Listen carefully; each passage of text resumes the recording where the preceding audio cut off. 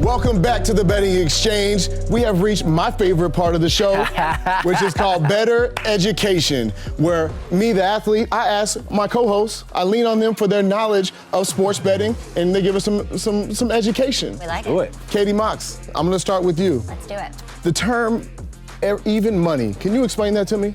Yeah, basically the term even money, anytime you hear that being thrown around, it just means that there is no juice or vig on the bet being placed. So a bettor stands to win or lose exactly what they bet. The house doesn't make or lose anything on it. I love it, I love it. Alex Glaze, I'm gonna come to you next. Now, I heard this term before. What does betting the middle mean? Can you explain that to me? Yeah, sure. So betting the middle is a chance where you pick a game and you end up actually betting both sides. Now, you're not betting at the same time, obviously. You bet, like an example would be this week's Cardinals-Packers game, right? So the Cardinals were 3.5-point favorites. Maybe you bet that game, but then once Devontae Adams news came out and the Animals are, and now that line has always moved all the way down to 6. So maybe you're taking Packers +6 now. If you bet both of those, you're giving your chance a good chance to win one of those bets. But there is still the chance that you miss on both. But you're giving yourself a better chance to win one. We don't like those vibes. How many times have you done this, betting the middle? I don't really do that. I pick one, but again, it would have to be significant line movement, like in this Cardinals-Packers game. That'd be the perfect game to do something like that. 6 points in the NFL is a lot. Yeah.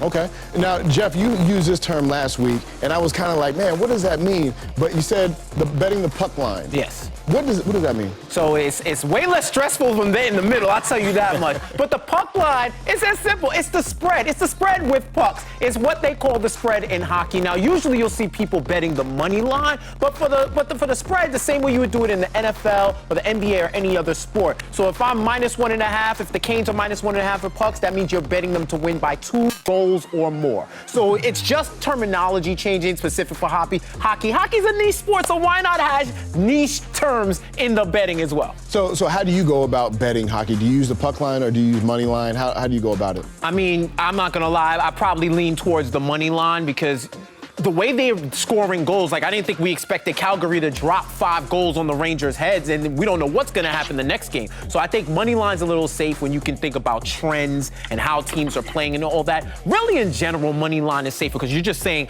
I bet this person to win. I bet this team or that team to win. But once you're talking about goals, you can also get those who get caught on the hook or the bad beats where they just have an empty netter or something like that and you get caught. So money line is probably the safer option, but depending on the odds, you might want to do puck line as well. Well, I will say, not to be more confusing, but in hockey, it is called the puck line, and basketball and football, it's going to be called the spread. But in baseball, it's actually called the run line as well. The Lord spread. have So just mercy. throwing another one out. See, we better education. We educating our viewers. Alex, last time, I'm gonna come back to you. What is a push?